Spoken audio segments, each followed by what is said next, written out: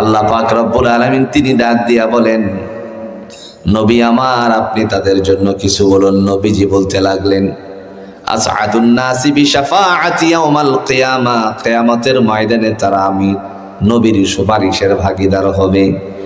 যারা এই কথাটা বলবে, মান ক্বালা লা ইলাহা ইল্লাল্লাহ খালিসান কলবিহি আও নাফসি, অন্তরের অন্তঃস্থল থেকে এই কথা যারা বলবে, আল্লাহ ছাড়া কোনো মালিক নাই, দয়াময় আল্লাহ পাক রব্বুল আলামিন তাদেরকে নবীর সুপারিশের ভাগীদার বানিয়ে দিবেন। দুনিয়াতে যত নবী আম্বিয়া ইকরামকে আল্লাহ পাঠিয়েছেন, সকলের দায়িত্ব ছিল একটাই, আল্লাহর সাথে কাউকে শরীক করা যাবে না। আরো জোরে বলেন, শরীক করা যাবে না।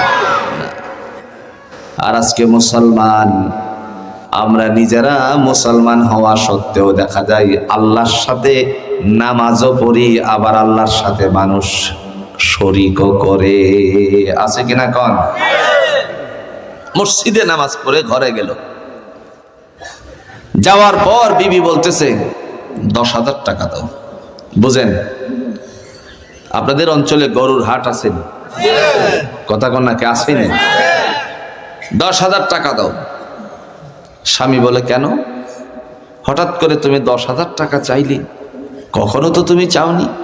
এই 5 বছর 6 বছরের সংসারের ভিতরে 6 বছর দেখে আমি দেখতেছি, 6 বছর ধরে ধরে দেখতেছি, এখনো পর্যন্ত তুমি আমার একটা সন্তান দিতে পারলে না। 10,000 দাও, একটা ছাগল নিয়ে ল্যাংটার দরবারে যাবো। আসেনি ল্যাংটা? মা কথা কন নাকি? আসেনি? বিড়ি বাবা আসেনি? কথা কন? আছে বাবা তোমার কাছে। কথা কন নাকি? আছে কিনা?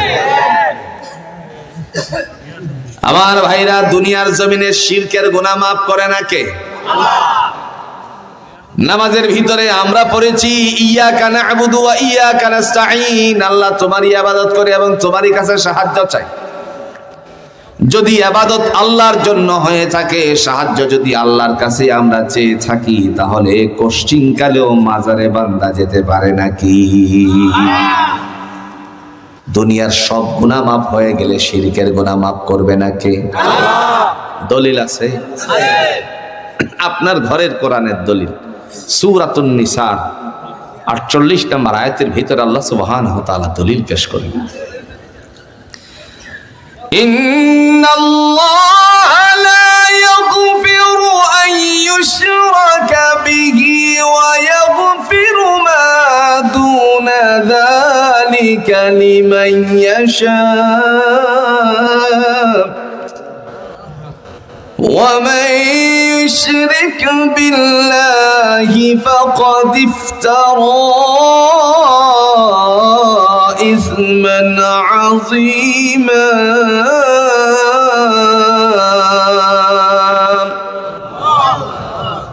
কার কথা?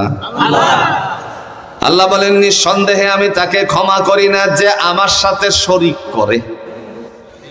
ওয়া ইয়াগফিরু মা দুনা যালিকা লিমান ইয়াশা, এছাড়া যত অন্যায় আছে, গুনাহ আছে, আমি আল্লাহ ইচ্ছা করলে ক্ষমা করে দিতে পারি। তার মানে স্পষ্টতর হয়ে গেল, কোন বাবার ক্ষমতা নাই কোন মুরিদের জান্নাতে নেওয়া। কথা কোন? জোরে বলেন, আছে? সাইয়্যিদুল মুরসালিন আহমদ মুস্তাফা সাল্লাল্লাহু আলাইহি সাল্লামের ইতিহাস, মসজিদে নববীতে আল্লাহর নবী যেই ঘরটার ভিতরে শায়িত আছেন, সেই ঘরের মধ্যে শুয়েছিলেন হযরতে আয়েশা রাদিয়াল্লাহু তাআলা আনহার কাছে। তিনি যখন শুয়ে আছেন, শরীরটা এতটাই খারাপ হয়ে গেল, সাহাবীরা আস্তে আস্তে করে রাসূলুল্লাহর কাছে এসে চোখের পানি ছাড়তে শুরু করলেন। এই চোখের পানি ছাড়ার মধ্য দিয়ে হযরতে ফাতেমা রাদিয়াল্লাহু তাআলা আনহা তিনিও একবার এসে কান্নারত। আল্লাহর নবী ডাক দিয়া বলেন, ফাতেমা কেঁদো না, কেঁদো না। দুনিয়ার জমিন থেকে বিদায় হওয়ার পরে সর্বপ্রথম যার সাথে সাক্ষাৎ হবে সেই হলো আমার কলিজার মা ফাতেমা। বর্ণনা পাওয়া যায় 6 মাস পরে তিনি আল্লাহর রাহ থেকে দুনিয়া থেকে বিদায় হয়ে গেছেন। দায়িত্ব পালন করার জন্য একজন, আজকে যে আপনারা পুরস্কার বিতরণী অনুষ্ঠানটা করলেন, এই পুরস্কারটা কিসের জন্য? কথা কন না কেন? দায়িত্বটা কি? দায়িত্বটা কি? তারা দায়িত্বটা কি পালন করেছে? সামাজিক একটা কাজ। কি কাজটা করছে? ব্যাস এটাই তো বলবেন। কি কাজ করছে তারা? কবর খনন। এই দায়িত্ব পেয়েছিলেন হযরত আবু যর গিফারি রাদিয়াল্লাহু তাআলা আনহু। তিনি অত্যন্ত জলিল ও কদর সাহাবী ছিলেন। ইসলামের জন্য নিজের শরীর থেকে রক্ত ঝরাইছেন তিনিই ছিলেন হযরত আবু যর গিফারি। নিজের ভাই মুসলিমকে পাঠিয়েছিলেন নবীজির কাছে, গিয়ে দেখো তিনি কি সত্য নবী কিনা। মুসলিম যখন এসেছিলেন তারপরে গিয়েই বললেন, ভাইয়া আমি যতগুলো কথা শুনেছি সমস্ত কথা শুনে আমার বিশ্বাস স্থাপন হয়ে গেল, সত্যিকার অর্থেই তিনি হলেন আল্লাহর নবী। ভাই মুসলিমের কথায় তিনি নিজের স্থির রাখতে পারলেন না। নিজেকে স্থির না রাখার কারণে আল্লাহর বান্দা বললেন, তুমি থাকো, আমি রওনা করলাম। নিজের চোখে না দেখে আমি নিজেকে স্থির করতে পারি না। রাসূলুল্লাহ সাল্লাল্লাহু আলাইহি সাল্লামের কাছে আগমন করলেন। আগমন করার পরে আল্লাহর বান্দা তিনি দাঁড়িয়ে দাঁড়িয়ে রাসূলের কথাগুলো শুনছিলেন। হঠাৎ করে চিৎকার মেরে বললেন, ওগো আল্লাহর হাবিব, আপনার কথাগুলোর উপরে আমি সত্যায়ন করলাম, আমি নিজে ঘোষণা দিলাম আপনি সত্য নবী। আল্লাহ পাক রব্বুল আলামিনের বান্দা তিনি বললেন, ইয়া রাসূলুল্লাহ, এই কথাটা কখন বলেছিলেন? প্রথম দিন ইসলামের কথাগুলো নবীর মুখ থেকে শুনেছেন, কিন্তু কথা বলার সাহস পাচ্ছিলেন না। সবাই মসজিদে নববী থেকে যখন বেরিয়ে গেল, তিনি দাঁড়িয়ে আছেন। এরপরে আল্লাহর বান্দা সন্ধ্যা হয়ে যাওয়ার পরে মসজিদে নববীর ভিতরেই আছেন। শেষের বেলায় হযরত আলী কাররামাল্লাহু ওয়াজহা তিনি যখন বেরিয়ে যাবেন, দেখলেন কে যেন মুসাফির এখানে বসে আছে। বললেন, ভাই তুমি মনে হয় কোনো কাজে এসেছিলে, তোমার কাজটা সমাধান হয়নি, চলো আমার বাড়ির মেহমান হবে। নিজের বাড়ির মেহমান বানিয়ে নিয়ে গেলেন, থাকতে দিলেন, খেতে দিলেন। রাতের বেলায় কিছু জিজ্ঞেস করলেন না। দ্বিতীয় দিনে কি অবস্থা হয়ে গেল? দ্বিতীয় দিন তিনি আবার তাকে থাকতে দিলেন, খেতে দিলেন।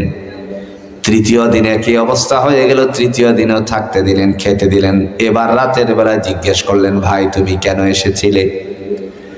প্রশ্ন হলো, প্রথম দিন বললেন না, দ্বিতীয় দিন বললেন না, কি কারণে বললেন না? সাইয়্যিদুল মুরসালিন আহমদ মুস্তাফা সাল্লাল্লাহু আলাইহি সাল্লাম বলেছেন, একজন অতিথি মেহমান মেজবানের বাড়িতে 3 দিন 3 রাত পর্যন্ত থাকা খাওয়ার অধিকার রাখে। এই জন্য আল্লাহর নবীর কথাকে বাস্তবায়ন করতে গিয়ে কিছুই বললেন না। আর শীতের দিন যদি ঢাকা শহরে কেউ যায়, তাহলে আগের থেকেই আস্তাগফিরুল্লাহ জপতে শুরু করে, এরকম আছে কিনা? এ বরকত তো আমাদের মাঝ থেকে এই কারণে বিদায় হচ্ছে। আগেকার মুরব্বীরা রাস্তা থেকে ধরে আনতো, চলো নাস্তা না করে যেতে পারবে না। এখন রাস্তা কি রান্না আছে কিনা সেই জিনিস আর ওনাদের মাথায় ছিল না। বিবিরে এসে বলতেছে, খাবার দাও, মেহমান নিয়ে আসছে।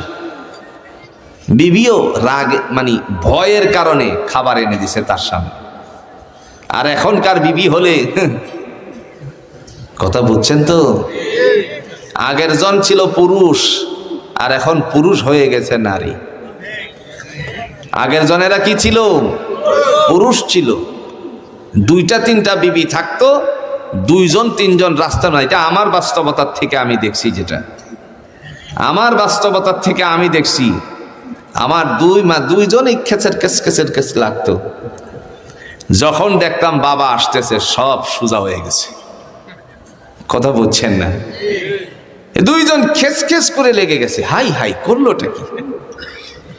দেখলাম কেবল উনি রাস্তার থেকে বাড়ির দিকে রওনা করলো, সোজা 2 জন কি সুন্দর করে কথা বলতেছে।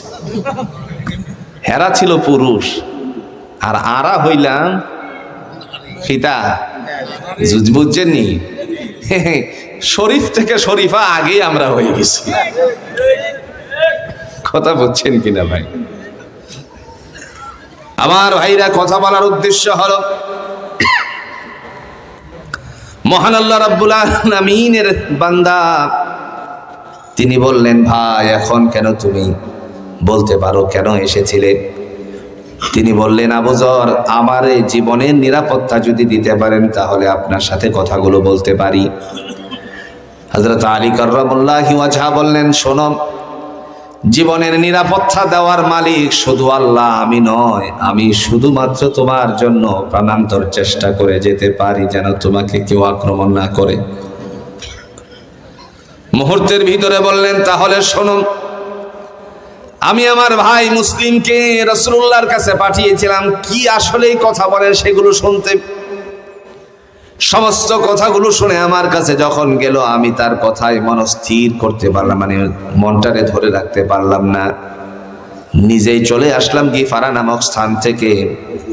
এসে যখন কথাগুলো শুনলাম, 3 দিনে আমার বিশ্বাস হয়ে গেছে তিনি সত্যিকার অর্থে আল্লাহর নবী। একটু জোরে কর সুবহানাল্লাহ। 3টা দিন আমি কথা শুনেছি। এই 3 দিনের কথা শুনে আমার বিশ্বাস হয়ে গেল তিনি সত্যিকার অর্থে আল্লাহর নবী। আল্লাহ পাক রব্বুল আলামিনের বান্দা বললেন, যদি আমাকে নবীজির সাথে একটু কথা বলিয়ে দিতেন তাহলে আমি ধন্য হতাম। আলী রাদিয়াল্লাহু তাআলা আনহু বললেন, সকালবেলায় আমার সাথে রওনা করবে। রাস্তায় বিপদ দেখলে পরে আমি প্রস্রাবের সুরত ধরে বসে পড়ব, কারণ ইসলামের প্রারম্ভিক অবস্থা বিপদ হওয়াটাই স্বাভাবিক। তুমি কিন্তু আমার জন্য অপেক্ষা করবে না, সোজা হাঁটতে থাকবে। এই কথা অনুযায়ী তারা কাজ করে করে তারপরে রাসূলুল্লাহর দরবারে উপস্থিত হলেন।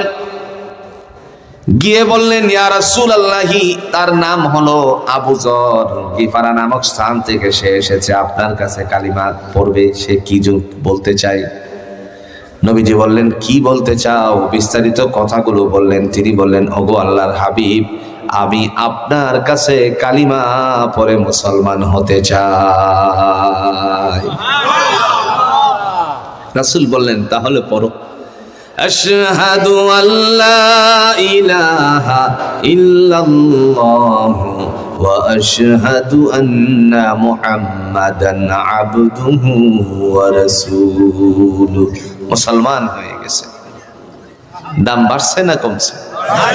একটু জোরে বলেন, দাম বাড়ছে না কমছে? ঈমান আসার সাথে সাথে নূরে ঝলমল শুরু হয়ে গেছে। রাসূলুল্লাহর দরবার থেকে কাছ থেকে উঠে একটু উঁচু জায়গায় দাঁড়ালেন। দাঁড়িয়ে আল্লাহর বান্দা বললেন, হে মদিনাওয়ালারা, ইহুদিরা শোনো, তোমাদের কাছে যিনি আজকে ইসলামের কথাগুলো বলছেন, এই কথাগুলো আমি শোনার জন্য গিফারা নামক স্থান থেকে উপস্থিত হয়েছি। আমি এসে মুসলমান হয়ে গেছি, তোমরা কেন দূরে আছো? এই কথাগুলো দুপুরের মানুষের কানে কানে পৌঁছার সাথে সাথে কেউ বর্ষা, কেউ আবার পাথর নিয়ে সামনের দিকে রওনা করলো। মুসলমানেরা তো আবার স্পর্ধা, এই কথা বলে সামনের দিকে এসেই দূর থেকে পাথর নিক্ষেপ শুরু করলো। পাথরের আঘাতে আঘাতে রক্তাক্ত যখন তিনি হয়ে গেলেন, নবীজির কাছে নেওয়া হলো। রাসূলুল্লাহ সাল্লাল্লাহু আলাইহি সাল্লাম তার রানটার মধ্যে একটু মাথা রাখার অনুমতি দিলেন। বন্ধু, নবীর রানের মধ্যে মাথা রাখে এমন সৌভাগ্য, জুড়ে বলুন তো, দুনিয়ার মধ্যে এর চেয়ে আরো কিছু হতে পারে নাকি? আল্লাহ পাক রব্বুল আলামিনের হাবিব বলেন, ওগো আবু যর, এখনই তুমি কেন এত জোরে আওয়াজ দিলে? চোখের পানি ছেড়ে দিয়ে বললেন, ইয়া রাসূলুল্লাহি, রক্ত ঝরেছে, কোনো দুঃখ নাই, আক্ষেপ নাই।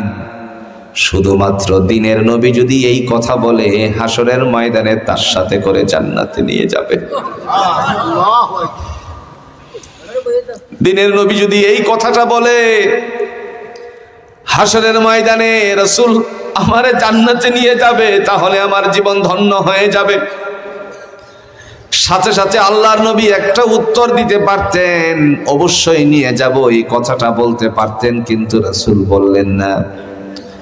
না বলে বলছেন, আবু যর শোনো, যদি তুমি ঈমানের সাথে মৃত্যুবরণ করতে পারো, আমি নবী ঘোষণা দিলাম তোমারে নিয়ে আমি জান্নাতে প্রবেশ করব।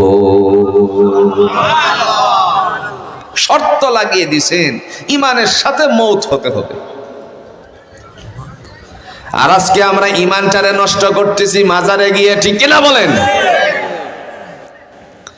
3 দেশের মানুষেরা মাজার প্রিয়। কয় দেশের? কারণ 3টা দেশ একসাথে ছিল, একটার পয়জন আর একটার মধ্যে ঢুকে গেছে। এই 3 দেশের নাম ছিল ভারতবর্ষ। কথা কন না কেন? ভারতবর্ষ মনে আছে তো? 3 দেশের নাম ছিল ভারতবর্ষ। এই ভারতবর্ষ যখন সবাই ছিল, পাকিস্তান ছিল, বাংলাদেশ ছিল ভারতের সাথে, এরপরে দেখা গেল পাকিস্তানিদের সাথে মিলে মিলে ভারতের উপরে থেকে আস্তে আস্তে করে দেখা গেল এখান থেকে তারা আলাদা হলো। এখন ভারতের সাথে আমাদের বন্ধুত্ব অরিজিনাল যদি চিন্তা করেন, আপনি বন্ধুত্ব স্থাপন করছেন, হেদের কিন্তু মনে আছে আমি আপনি কি করছিলাম। কথা বুঝছেন? ভালো করে বুঝবেন, দিন আসতেছে, কিল ঘুষি খাওয়া শুরু হয়ে গেছে। আজকের আপডেট শোনেন। আপনাদের ওই যে চিটগঙ্গে এক আল্লাহর বান্দা মুসলমান হয়ে যাওয়ার কারণে ওই মুসলমানিয়তের উপরে দেখা গেল হিন্দু ধর্মের লোকেরা তারা গিয়ে তারপরে তার সামনে আপনার বিভিন্ন স্লোগান উঠাইছে। কথা বুঝছেননি? রামের স্লোগান উঠাইছে। মুসলমানের সন্তানেরা বাধা দেওয়ার পরে আমার দেশের ভাইয়েরা যারা প্রশাসনের দায়িত্ব পালন করছে, এরা মুসলমানরাই পিটাইছে। কথা বুঝছেন? দিন আসতেছে, হাড় ভেঙে দেওয়া হবে। বেশি দিন দূরে নয়, এই দিনটা আমাদের হাড় ভেঙে দেওয়ার। কারণ তাদের মাথায় মনে আছে পাকিস্তানিদের সাথে আমরা মিলিত হয়ে ভারতরে শেষ করছিলাম। কথা কন না কেন? ইতিহাস সেটা। 30টা ট্যাঙ্ক বিধ্বস্ত করেছিল যারা, এদের মধ্যে ছিল বাঙালি দামাম সন্তানেরা। জবাব আস্তে আস্তে পাবেন, টের পাইবেন। যদি না মরি দেখে যাব ইনশাআল্লাহ।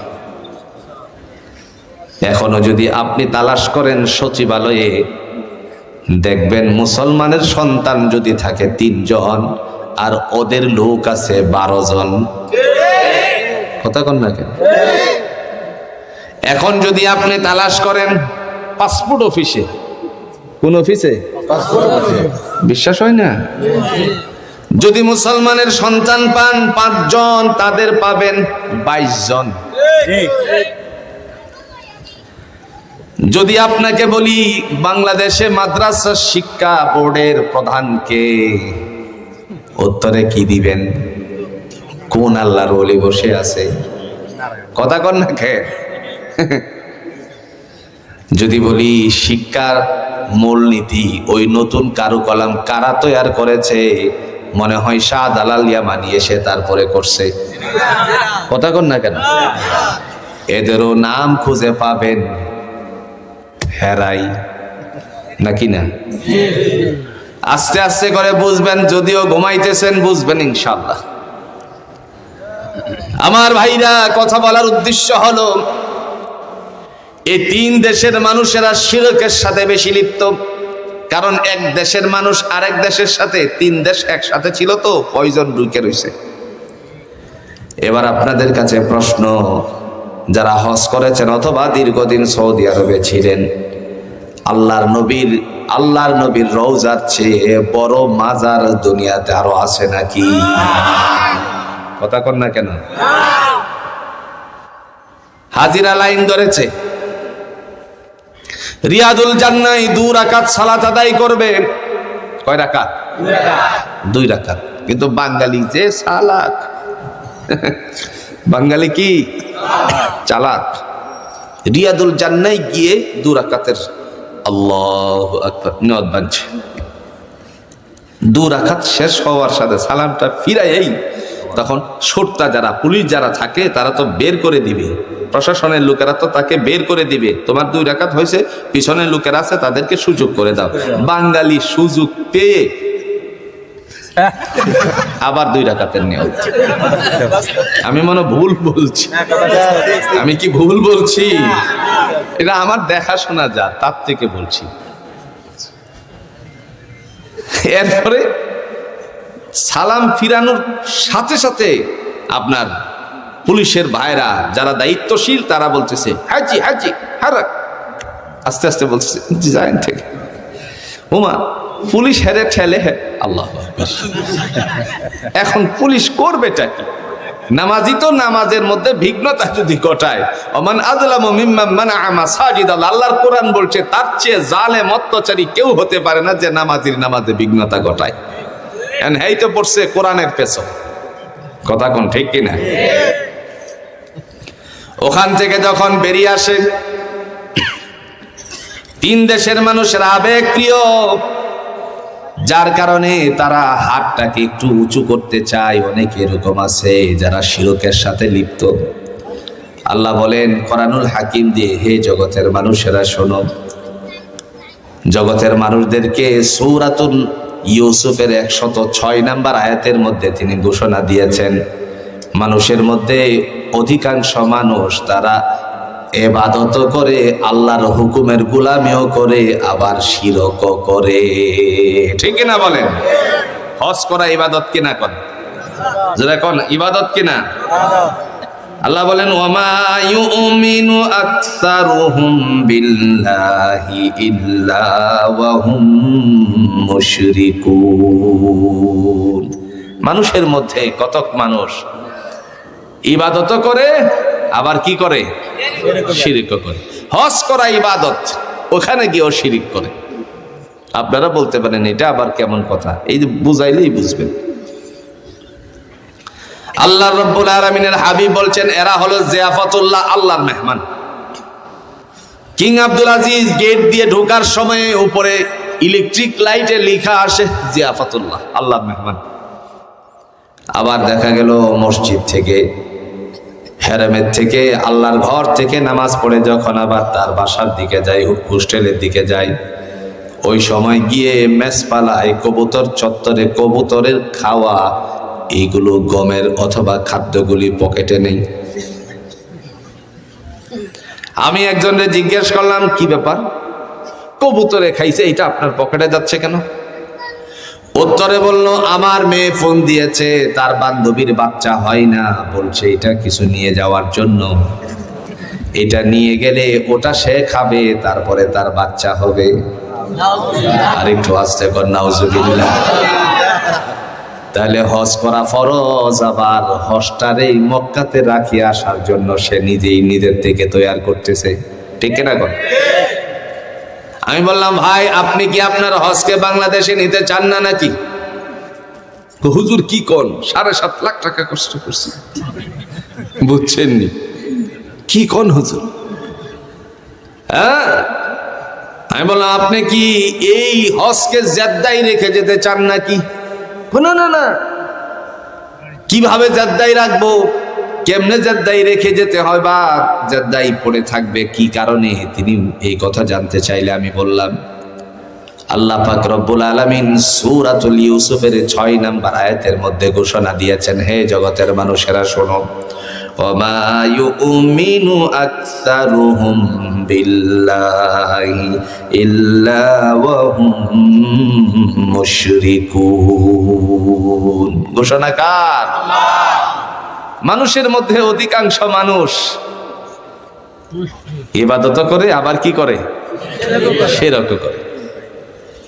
সাথে সাথে পকেট জায়গা, মানে যাও ইচি পাচা পাই যদি একটু থাকতো এইটারে সহ পকেটে এমন করে ফালছে। আমার ভাইরা কথা বলার উদ্দেশ্য হলো 10,000 টাকা চাইল, মনে আছে না? ভুলে গেছে? স্বামীর 10,000 টাকা দেন, 10,000 টাকা চাইল, খাসি কিনে তারপরে ল্যাংচার দরবারে যেতে হবে। মাজার বাংলাদেশে কম না বেশি? আরো জোরে কোন কম না বেশি? এমনও মাজার বাংলাদেশে আছে যেই মাজারের কথা আমরা শুনলে পরে হাসি পাই। আপনাদেরকে উদাহরণ দিলে বুঝবেন। বাড়ির বাহিরে একেবারে পিছনের দিকে একটা ছোট্ট ঘর ছিল আগের দিনে। এই ঘরটা অত্যন্ত প্রয়োজনীয় ছিল। এই ঘরটার নাম কি? আরে কাছারি ঘর কি বাড়ির পিছনে থাকে নাকি? এই তো বুঝে গেছে। নাম কি? কন্যাকে নাম কি? একেবারে ছোট ঘর তো এটা।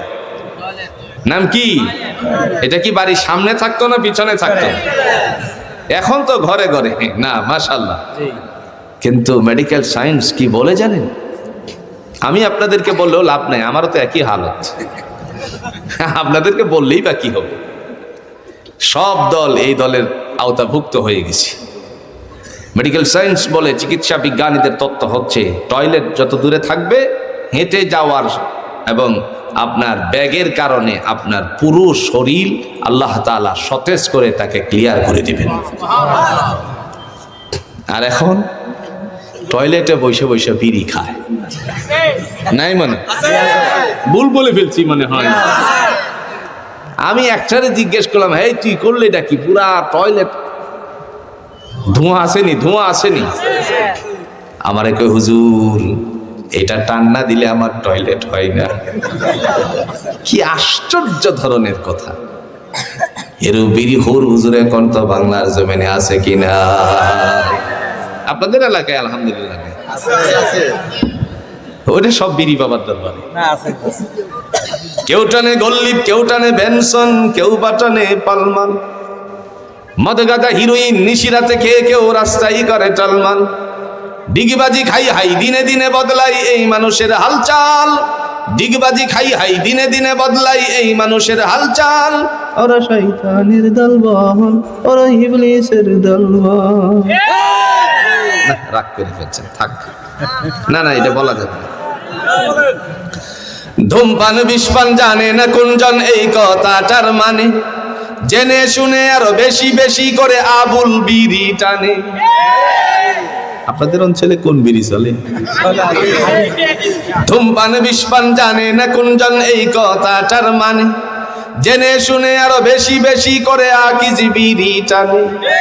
মদ আর গাঁজা খাওয়া শুধু ঘুষ দেওয়া নেওয়া ইসলামে হারাম। রাহাজারি অন্যায় জুলুম যাতনা নয় মুসলমানের কাম।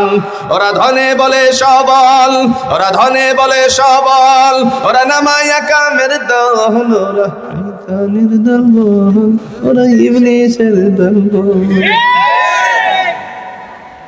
গোসা করছে? রাগ করছেন ভাই? রাগ করেন না ভাই, আপনার কল্যাণের জন্য কথাটা বলছি। যদি আপনি এই কথাটা শুনে হিট লেগে দূরে সরে যান, আপনার জীবন বাঁচে। এই যে সিগারেটের গায়ের মধ্যে ক্যান্সারে আক্রান্ত, কণ্ঠনালীতে ক্যান্সার হয়ে এদিক দিয়ে যেন ফুসে ফুসে পড়তে আছে, এরকম একটা ছবি দেওয়া আছে কিনা?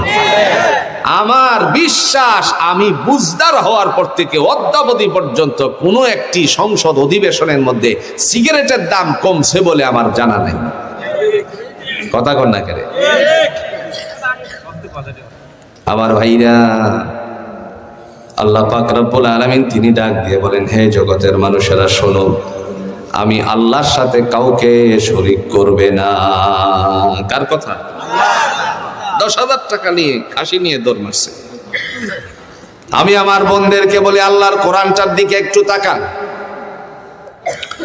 আপনার মতন একজন নারী ছিল যার স্বামী ছিল নবী। কোরআনে তার নামে একটা সূরা লিপিবদ্ধ হয়েছে যার নাম হলো ইমরান। নাম কি? সূরা ইমরান আসেনি? যিনি ছিলেন নবী, সংসার জীবন গঠন করার পরে দীর্ঘ বছর পর্যন্ত সন্তান হয় নাই। আল্লাহর বান্দি তিনি রবের দিকে মোতাবজ্জো হয়ে বললেন, ও আল্লাহ, দীর্ঘদিন সংসার হলো, সন্তান নাই, দয়া করে তুমি আমার জন্য একজনের সন্তানের ব্যবস্থাপনা করে দাও। এই সূরাতুল ইমরানে আরেকজন বৃদ্ধ নবীর কথা আছে। নিজেও বুড়া, আর যিনি বিবি তিনি একেবারে বুড়ি হয়ে গেছে।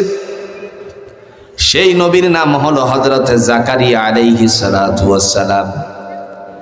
আল্লাহর বান্দার বিবি যখন রোদ থাপাইতেছিলেন শীতের রাতে দিনে, জোরে বলুন তো রোদ থাপানো আছে কিনা?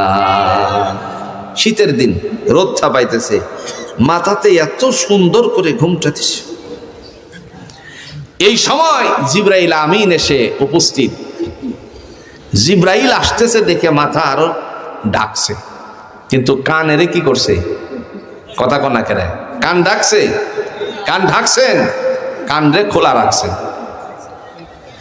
এমন সময় এসে ডাক দিয়ে বলতেছে, ও জাকারিয়া, আল্লাহর নবী জাকারিয়া, মহান আল্লাহ আপনারে গোলামের সুসংবাদ দান করেছে। কি বুঝেন? জাকারিয়া আলাইহিস সালামের ভাবটা দেখেন। খারাপ লাগতেছে? খারাপ লাগলে বলেন, ছেড়ে দিন। 10 ঘন্টার জার্নি এখানে আসতে গিয়ে। আমার এই কথা যদি ইসলাম থেকে, কোরআন থেকে আমরা নাই হেদায়েত নিতে পারি, তাইলে দরকারই নেই। হযরত জাকারিয়া আলাইহিস সালাতু ওয়াস সালাম তিনি এই কথা শোনার পরে কি আশ্চর্য কিছু কথা আছে না আমাদের দেশে? কি করে সম্ভব? আমিও বুড়া, আমার বিবিও বুড়ি। আল্লাহ বলেন, ফায়াকুলু লাহু কুন ফায়াকুন। আমি যখন বলি হও, সাথে সাথে হয়ে যায়, সাথে সাথেই আল্লাহ করে দেন। বুড়া বয়সে যদি জাকারিয়া আলাইহিস সালাতু ওয়াস সালাম এবং ওনার বিবির জন্য আল্লাহ সন্তান দিতে পারে, আপনার কি সময় চলে গেছে? দেখেন না বাংলাদেশের ইতিহাস, 10 বছর সংসার, সন্তান নাই নাই নাই নাই, 10 বছর। আরেকবার আল্লাহ বলে, যেহেতু 10 বছর তুই ধৈর্য ধরছিস, আমি আল্লাহ এবার খুশি হয়ে গেলাম, একসাথে 3 সন্তান পেটে ঢুকাইয়া দিছে কে? রেহেমে জরায়ু দিয়ে, ডিম্বাণু দিয়ে প্রবেশ করালেন কে? তিনি তো আমার দেশেই এই কথাগুলো উপস্থাপন করেছেন, নজির স্থাপন করেছেন। কথা বলেন ঠিক কিনা? এখন হলো একটা ভাইরাল বক্তব্য শুনে, একসাথে 3 সন্তানের জননী। কয়টা সন্তান জন্ম দিছে? আল্লাহ কয় সন্তান তারে দিছেন? 3টাই ছেলে। আবার এই 3 সন্তান তার বাবা মারা যাওয়ার সময় লক্ষ্য করেছিলেন, খুব কষ্টে সে মারা গেছে। 3 ভাই মিলে প্রতিজ্ঞা করেছিলেন, আমরা মেডিকেলে পড়াশোনা করব। আজকালে দেখা যায় 3 ভাইয়ের কথা বাংলাদেশের সমস্ত চ্যানেলগুলোতে দেখা দেখি হচ্ছে, 3 জনই মেডিকেলে চান্স পেয়ে গেছে। সন্তান হয় না, পরে আল্লাহ দিছে 3টা দেও দেখেন না, 3 সন্তান মেডিকেলে চান্স পাইছে। মেডিকেলে চান্স পাওয়া কি 4 টিকানি কথা? কতটুকু মেধার অধিকারী হলে আল্লাহ তাআলা ফায়সালা করেন। এজন্য আমার বোনদেরকে বলছি, পেরেশানি হবেন না। সন্তান দেওয়ার মালিক আল্লাহ, সুতরাং আপনি অন্য জায়গায় গিয়ে ইমানটারে নষ্ট করবেন না। যদি ইমান নষ্ট করে দেন, ইহজগত শেষ, পরজগত শেষ। এই জন্য ইবাদত জুড়ে বলুন তো করব কার? আল্লাহ আছে? কথা কন না, কে আছে? দলিল আছে কি? সূরাটার নাম হলো সূরাতুল বাকারা। 255 নম্বর আয়াতে আল্লাহ দলিল দেয়, আল্লাহু লা ইলাহা ইল্লা হুয়াল হাইয়ুল কাইয়্যুম।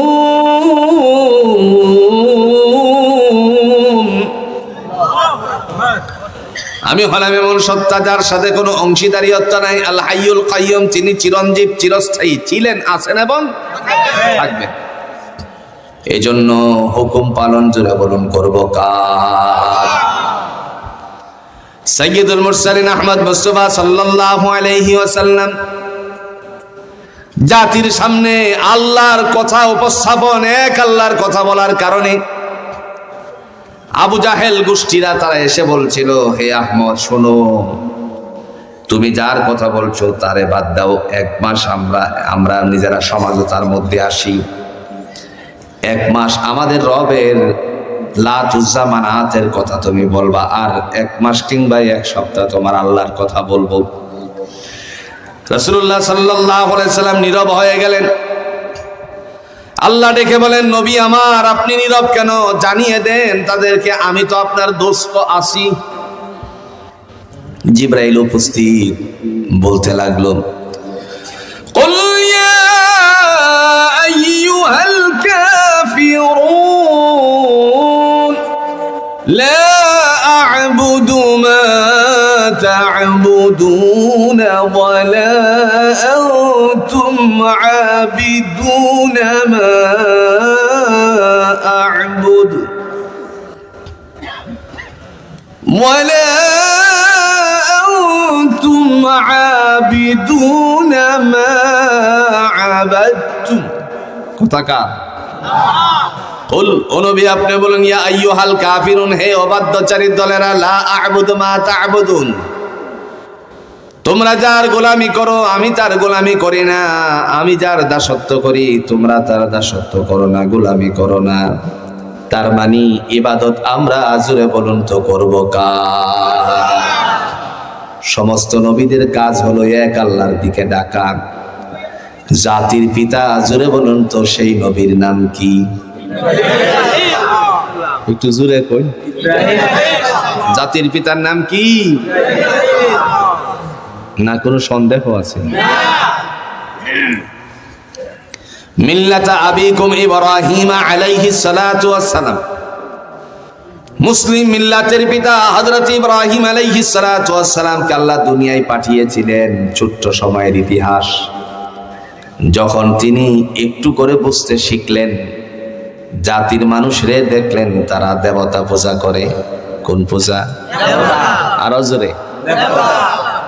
মেলা আসছে, মেলা আসেনি বাংলাদেশে? কি অবস্থা দেখেন না, মোবাইল বের করেছে, এটা টিপ দিলে মেলায় যাই রে। ভুল বলছি কি? হযরত ইব্রাহিম আলাইহিস সালাতু ওয়াস সালাম তিনি যখন জাতির মানুষ গেলে দেখলেন তারা এইদিকে ধাবমান, তখন সাথে সাথে তিনি ডাক দিয়ে বলছেন, কোরআনে আল্লাহ রাব্বুল আলামিন তার কথাগুলো উল্লেখ করেছেন। বান্দা বলেন, إذ قال لأبيه وقومه ما هذه التماثيل التي أنتم لها عاكفون قالوا وجدنا آباءنا لها عابدين।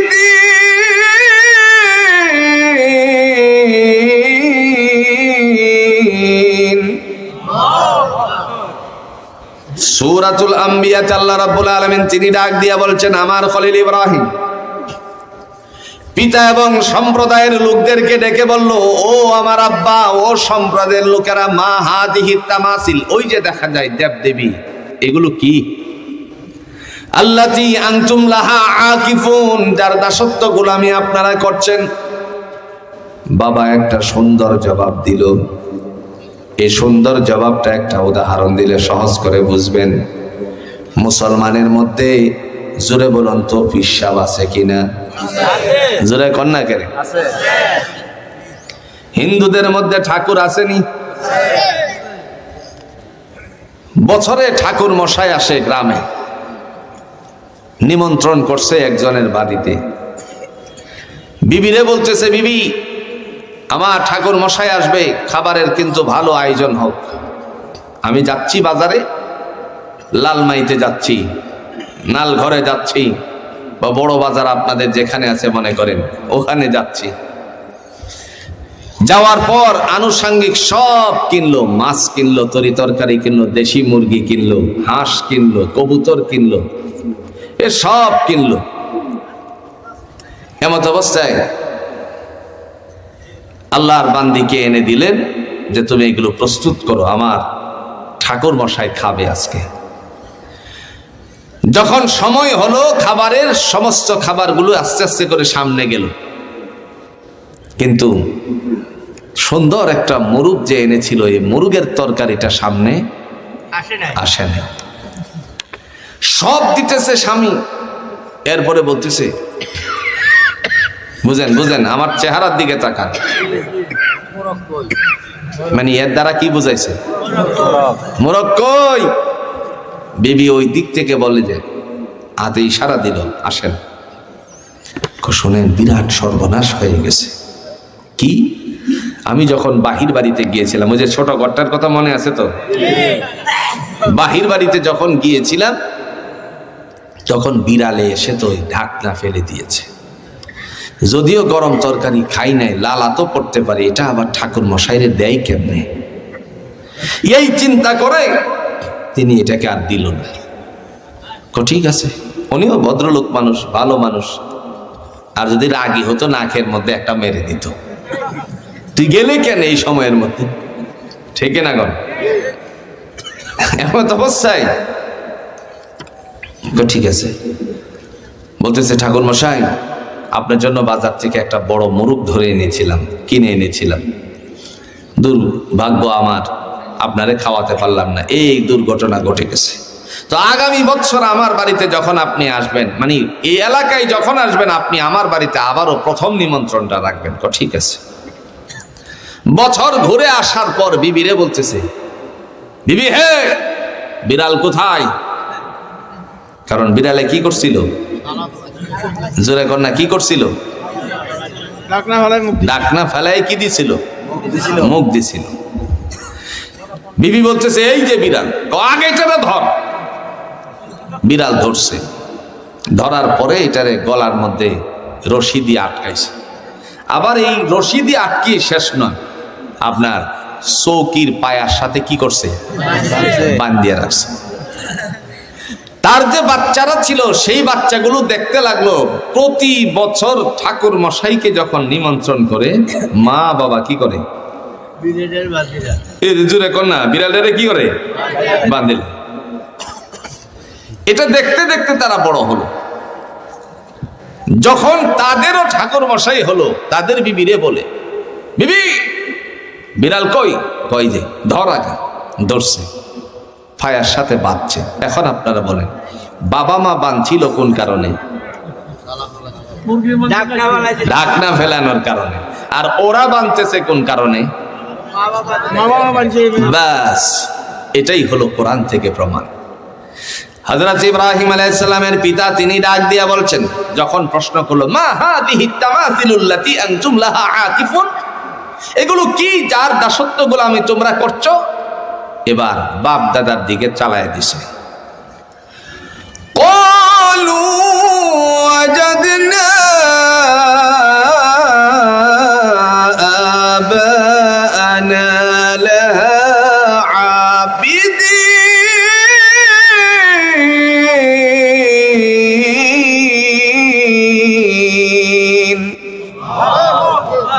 ডেকে ডেকে বললো, আমার পিতৃপুরুষ মাতৃপুরুষ বাপ দাদারা করতো, এই কারণে আমরাও করি। ওই যে বিড়াল বান্দার মতন আর কি, বুঝছেন? হযরত ইব্রাহিম আলাইহিস সালাতু ওয়াস সালাম ডাক দিয়া বলল, ক্বালা লাকাদ কুনতুম আনতুম ওয়া আবাউহুম ফি ضلال مبين وآباؤكم في ضلال مبين।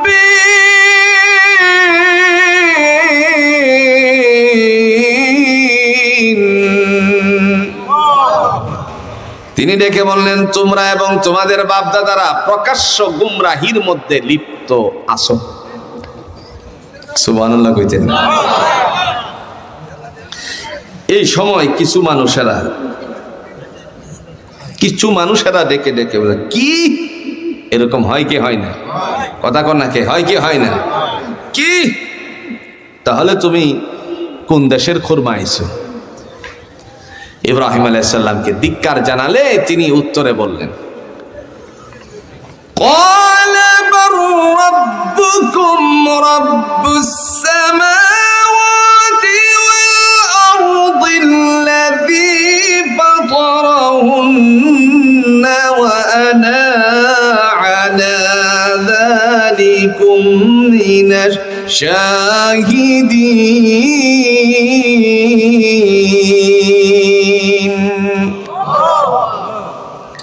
আল্লাহ রাব্বুল আলামিন তিনি ডাক দিয়া বললেন, আমার ইব্রাহিম কি বলেছিল? তিনি বললেন, বার রব্বুকুম রব্বুস সামাওয়াতি ওয়াল আরদ, আসমান এবং জমিনের মালিক যিনি, তার পক্ষ থেকে আমি, আল্লাযী ফাতারাহুন্না ওয়া আনা আলা যালিকুম মিনাশ শাহিদিন, তারই পক্ষ থেকে সাক্ষ্যদাতা হিসাবে আমি দুনিয়ায় আগমন করেছি। কোরআনে যত জায়গায় নবীদের পিছনে শাহিদিন শাহিদুন শব্দ আছে, সব জায়গা হলো এরা পূর্বাভাস, মানে নবী হবেন। সুবহানাল্লাহ বলেন। এজন্য ভাইয়েরা আমার, শিরকের সাথে আমরা লিপ্ত হব না, রাজি আছি তো ইনশাআল্লাহ? গোলামি করব, জোরে বলুন কার? সমস্ত নবীরা আল্লাহর হুকুমের জন্য দুনিয়ায় আগমন করেছিলেন। দুনিয়াতে আমরা আল্লাহর সাথে কাউকে শরীক করব না। কুল্লু বিদআতিন দালালা ওয়া কুল্লু দালালাতিন ফিন্নার। একটা বেদাত হলো গুমরাহি, আর একটা গুমরাহি জাহান্নামে নেওয়ার জন্য যথেষ্ট হয়ে যায়। সমস্ত আমলগুলো বরবাদ, জোরে বলুন, করে দিবে কে? আরো জোরে বলেন কে? আমরা কখনো বেদাতের সাথে সম্পৃক্ত হব না, রাজি আছি তো ইনশাআল্লাহ? শিরকের সাথে আমরা কষ্টিংকালেও সম্পর্ক স্থাপন করব না। প্রিয় ভাইয়েরা আমার, শিরক যেখানে, সেখানে আল্লাহর পক্ষ থেকে গজব নাজিল হয়। জগতের সকল জায়গাগুলো আজকে এই সকল জায়গাগুলো মহা বিপদের মধ্যে আছে। এজন্য শিরকের সাথে আমরা সম্পৃক্ত হব না, রাজি আছি তো ইনশাআল্লাহ? সব গুনাহ যদি আল্লাহ মাফ করে দেয়, শিরকের গুনাহ মাফ করবে না, কারণ শিরকের সাথে আল্লাহর কোনো সম্পর্ক নাই। আমরা যখন ফুরকানিয়াতে পড়েছিলাম মক্তবে, আপনারা পড়েছেন আমানতু বিল্লাহ, আল্লাহ তোমার উপর ঈমান আনলাম। বলেন তো, দেখছি কখনো? দেখেন। ওয়া মালাইকাতিহি, তোমার ফেরেশতাগণের উপর বিশ্বাস স্থাপন করলাম, কোনোদিন দেখেন নাই। ওয়া কুতুবিহি, আসমানি গ্রন্থ সমূহ ইভেন কোরআনের উপরে বিশ্বাস স্থাপন করলাম, কোরআন দেখছি কিন্তু কোরআনের বাড়ি দেখি নাই। ওয়া রাসূলিহি, সমস্ত নবীদের উপর বিশ্বাস স্থাপন করলাম, ইভেন আমার আপনার নবী মুহাম্মদুর রাসূলুল্লাহ সাল্লাল্লাহু আলাইহি সাল্লামের উপর বিশ্বাস স্থাপন করলাম। আল্লাহ পাক বলেন, হে জগতের মানুষেরা শোনো, মাইয়ুতি'র রাসূলা ফাকাদ আতা আল্লাহ, দুনিয়াতে যারা আমার নবীর হুকুম মানে, তারা আমি আল্লাহরে মানে।